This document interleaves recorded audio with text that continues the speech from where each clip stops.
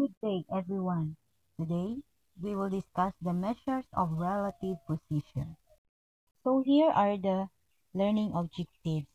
At the end of the lesson, the students can able to accurately define and explain key terms such as percentile rank, z-scores, and t-scores. Analyze assessment data to identify areas where students excel and where they need additional support.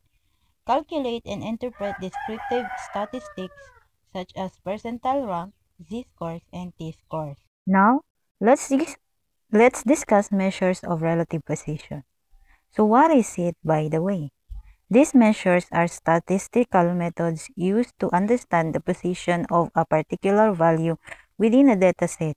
They are used to show the position or rank of a value within a dataset. At karaniwan din silang ginagamit sa mga standardized tests like NAT. So let's explore the different types of measures of relative position. First is percentile rank. The percentile rank indicates the percentage of scores that fall below a specific score in a dataset. It tells you what percentage of people or students scored lower than you.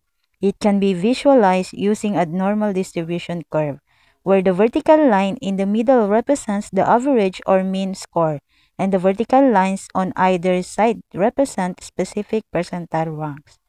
The formula for calculating percentile rank is R equals to P divided by 100 times the quantity of n plus 1, where P is the number of scores below the specific score and n is the total number of scores in the dataset. So when we can use percentile rank? First, when comparing individual scores to a large group. Kasi it helps to see where an individual score stands compared to the performance of the entire group. Halimbawa, sa isang national exam, maaaring gamitin ang percentile rank upang ihambing ang score ng isang estudyante sa buong bansa. Number 2, when standardizing tests, kasi it is widely used in standardized tests like college entrance exams or professional exams. It provides a standard way to compare performance even if the tests have different levels of difficulty. Number 3, when there are different test lengths or difficulties. Kasi it helps to equalize results even if tests have varying lengths or difficulties. Halimbawa, mas mahaba o mas mahirap na pagsusulit ay maaaring magkaroon ng mas mababang average na score. Ngunit ang percentile rank ay makapagbibigay pa rin ng tumpak na paghahambing ng performance. Number 4, when having educational decision making.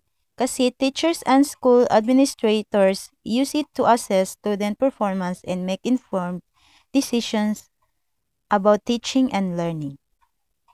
And number 5, when there is a surveys and assessment ranking. It is also used in surveys and assessments to show an individual's or group's positions compared to others. Halimbawa, sa isang survey tungkol sa satisfaction sa isang produkto, maaaring gamitin ang percentile rank upang ipakita kung gaano karaming mga customer ang masaya kumpara sa iba. So why we use percentile rank? First, it is used for context and comparison because it provides context to a score by comparing it to the performance of others. It reveals not just the numerical score but also its position with the group. Second, it is used for ease of understanding because the interpretation of percentile rank is easier to understand compared to other statistical measurements. People can easily grasp 98th percentile compared to your raw score is 95 over 100. And number 3, it is used for meaningful interpretation because it provides a meaningful interpretation of scores, aiding in decision making and understanding performance. Why it differs from other types of scores? It is because it tells you where a score stands compared to other scores in a group, not the actual quality of the score itself. For example, a score within a percentile rank of 90 means it's higher than 90% of the other scores in the group. And then, hindi nito sinasabi kung gaano kataas ang actual na score, pero sinasabi nito na ito ay nasa itaas ng karamihan sa grupo. Let's have an example in classroom assessment. Sa scenario na ito, a student scores in the 60th percentile on a classroom quiz. This means yung 60th percentile is 60% of the students scored lower than them. This indicates a solid understanding of the material, although not perfect. Magagamit ng guro ang impormasyong ito upang magbigay ng targeted support or enrichment activities. Another is the educational assessment.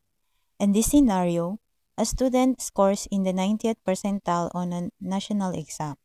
This means yung 90th percentile is 90% of the students scored lower than them, and they are the top 10 of the students who took the exam. This may enhance their chances of being admitted to the competitive colleges. Another example is the research. So same lang din sa mga naunang examples ang pag-interpret. So kahit na useful ang percentile rank, may limitations pa rin ito. So first, unequal intervals because the gaps between percentile ranks aren't always the same.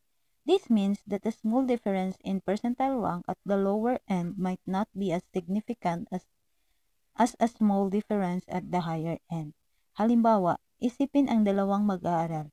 Ang isa ay nasa ika-10 percentile at ang isa ay nasa ika-20 percentile. Maaaring maliit lang ang pagkakaiba ng kanilang actual na scores, ngunit ihambing ito sa dalawang mag-aaral na nasa ika-90 at ika-100 percentile.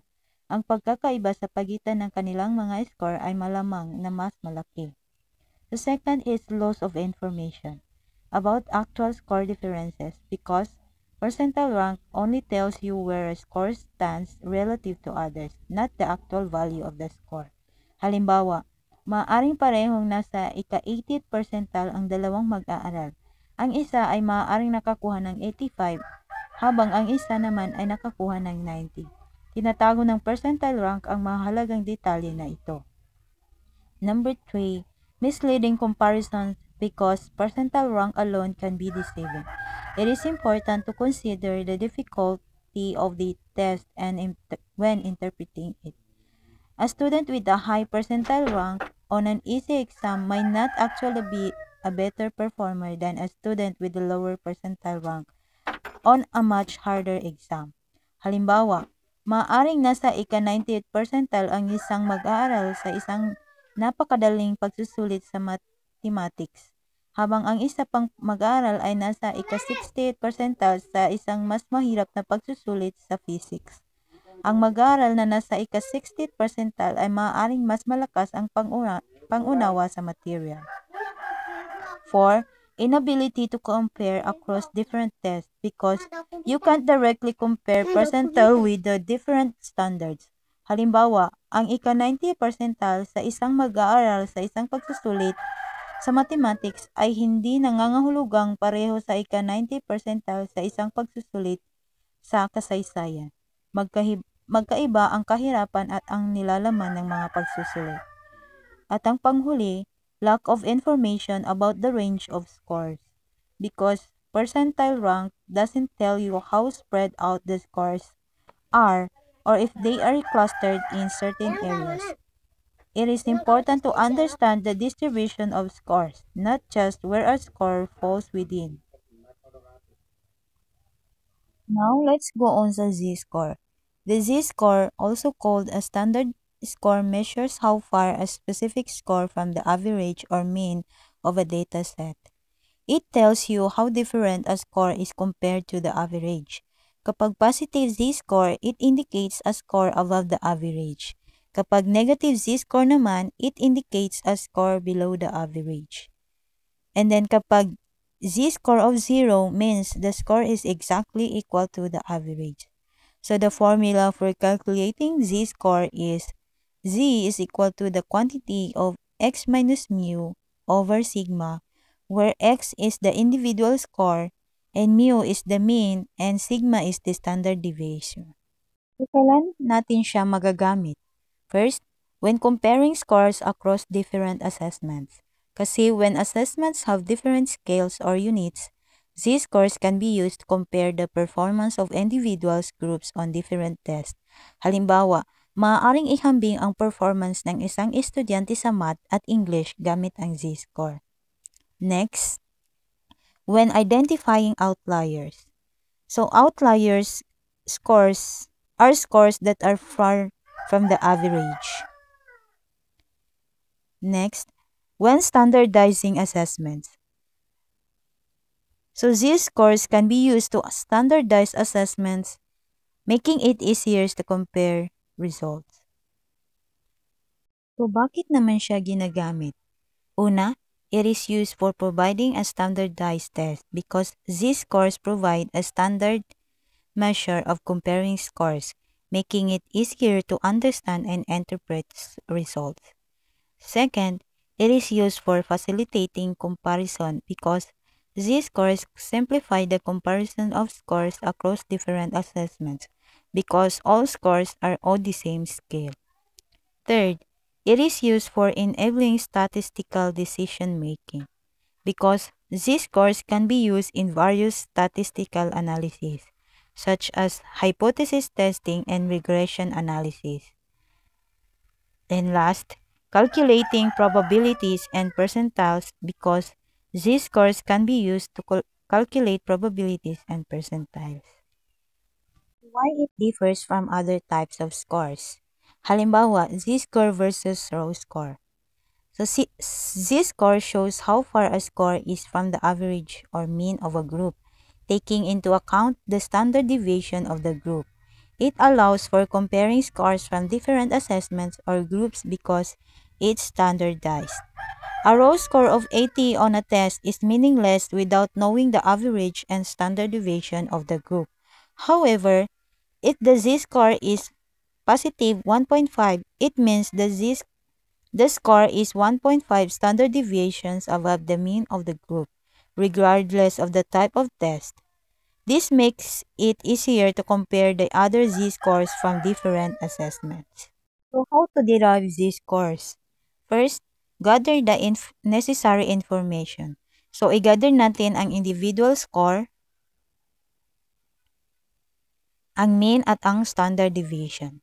Second, apply the Z-score formula. So after mag-gathered yung mga kailangan, i-substitute na natin siya sa formula which is Z is equal to x minus mu over sigma. The last is interpret the result. Then after mag-calculate ang Z-score, pwede na natin siyang ma-interpret. Let's have an example sa classroom assessment. In this scenario, two students take a science quiz. So si student X has a Z-score of 2, meaning their score is 2 standard deviations above the class average, indicating exceptional performance. Habang si student Y naman has a Z-score of negative 1, meaning their score is 1 standard deviation below the class average, indicating below average performance. Next example is sa educational assessment. So makikita natin sa scenario na there are two applicants take a university entrance exam. Si applicant A scores 90 while si applicant B scores 88. Although si applicant A has a higher row score at si applicant B has a higher Z-score, 2.5 versus 2. This means na ang score ni applicant B is further from the average of the exam compared to applicant A, indicating a stronger performance relative to their fellow applicants. Here are the limitations of Z-scores. First, assumptions of normality because Z-scores work best when the data has a normal distribution or bell curve. If the data is not normal, the interpretation of Z-scores can be inaccurate. Halimbawa, kung ang data ay skewed o mas maraming data sa isang site kaysa sa kabila, so ang Z-score ay hindi na magiging reliable indicator ng relative standing. Second, outlier sensitivity because Z-scores are sensitive to outliers or extreme values. Outliers can affect the mean and standard deviation which can change the Z-scores of other data points. This can lead to misinterpretation of the data. Halimbawa, kung may isang outlier na sobrang mataas, ang mean at standard deviation ay tataas na magpapababa ng z-score ng karamihan sa data points.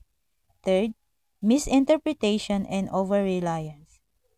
Because over-reliance on z-scores alone can lead to misinterpretation of the data.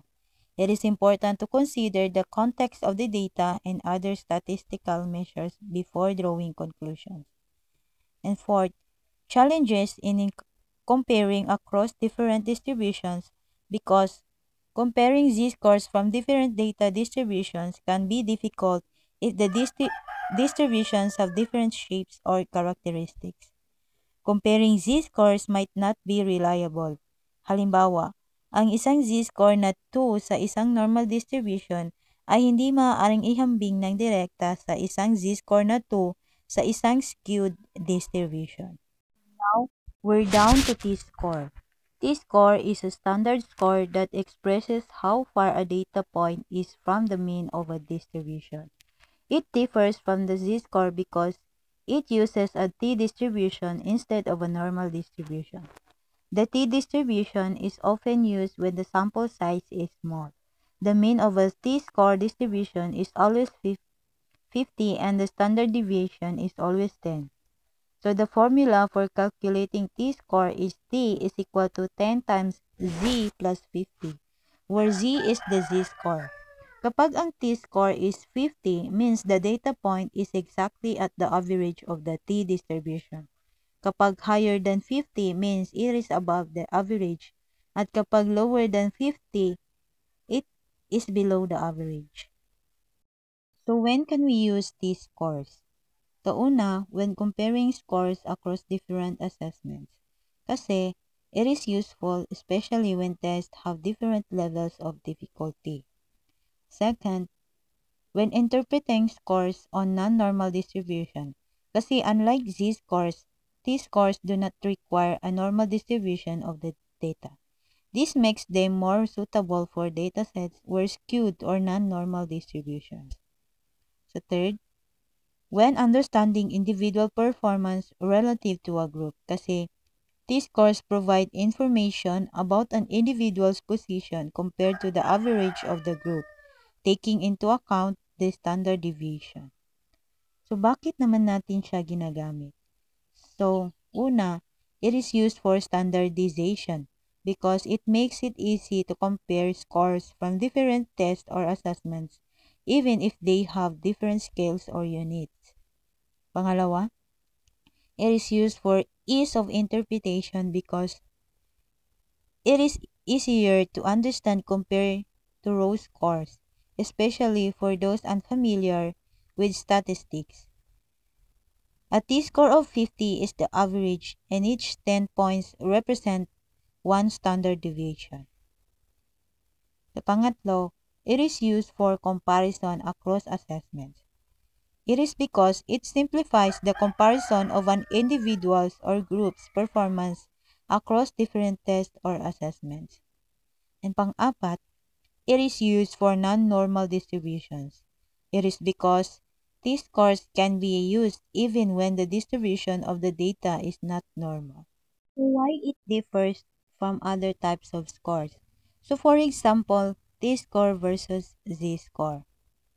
So both are standardized scores, but the t-score uses the t-distribution while the z-score uses the normal distribution. The mean and standard deviation of t-score are always 5 and 10, while for the z-score, the mean is 0 and the standard deviation is 1, 2, 3, or -1, -2, -3. So how to derive t-scores? So first, calculate the z-score. So we need to solve for z-score. Second, apply the formula. Once na na-solve na natin ang z-score, isolve na natin ang t-score using the formula. Tandaan lang natin na pag t-score, always 50 ang mean at 10 ang standard deviation. Then third, interpret the result. So gamitin na natin yung nakuhang t-score para ma-interpret ito. Let's have an example in classroom assessment.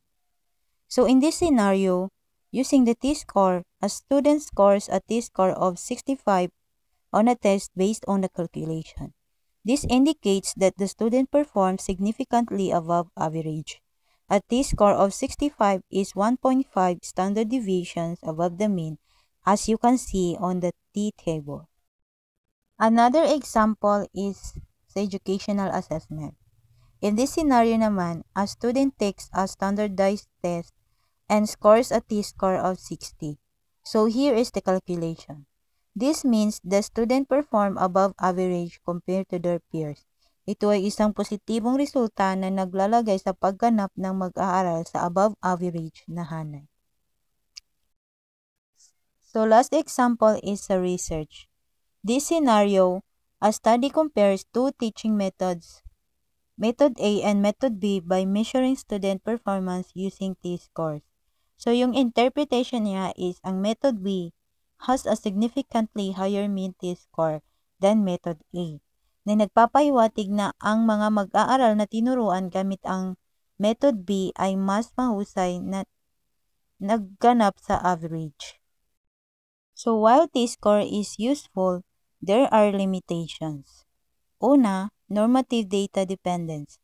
Because T-scores rely on normative data, meaning scores are compared to a specific group of people. If the normative data does not represent the target population, T-scores may be inaccurate. Halimbawa, kung ang normative data ay kinuha lamang mula sa mga estudyante sa isang particular na paaralan, hindi ito magiging magandang representation ng mga estudyante sa buong bansa. And then pangalawa, assumptions of normal distribution. Because although more robust to non-normal distributions than Z-scores, T-scores are still more effective when the data has a normal distribution. If the data deviates significantly from the normal distribution, the interpretation of T-scores can be inaccurate. Halimbawa, kung ang data ay mayroong skewed distribution o mas maraming data sa isang side kaysa sa kabila, ang T-scores ay hindi na magiging reliable indicator ng relative standing. Pangatlo, sample size consideration. Because the accuracy of T-scores depends on the size of the sample used to create the normative data. A larger sample size results in more reliable T-scores. If the sample size is small, T-scores may not be good representation of the population. Halimbawa, ang isang T-score na batay sa isang sample size na 10 ay hindi kasing reliable ng isang T-score na batay sa example, batay sa isang sample size na 1,000. So, pang-apat, lack of information about underlying constructs. Because T-scores only provide information about the relative standing of a score compared to a group, not the actual meaning or interpretation of the score. It doesn't say anything about the concepts or skills measured by the test. Halimbawa, isang mataas na T-score sa isang pagsusulit ay hindi nagsasabi kung ano ang eksaktong mga kasanayan ang pinanggagalingan ng estudyante. So last is group variability and reliability. Because the variability and reliability of the group used to create the normative data can affect the accuracy of T-scores. If the group has high variability, T-scores may not be a good representation of the population. If a group is not reliable, example, there are measurement errors, and T-scores will not also be reliable. Halimbawa, kung ang grupo ay binubuo ng mga estudyante na may magkakaibang antas ng karanasan o paghahanda, ang T-scores ay maaaring hindi tumpak na representasyon ng performance. In conclusion, measures of relative position help us understand how individual scores compare to a larger group, providing valuable insights for educational decision-making, research, and standardized assessments. So while these measures are powerful tools, it is important to understand their limitations and apply them appropriately within the context. So that's all. Thank you for your attention and participation.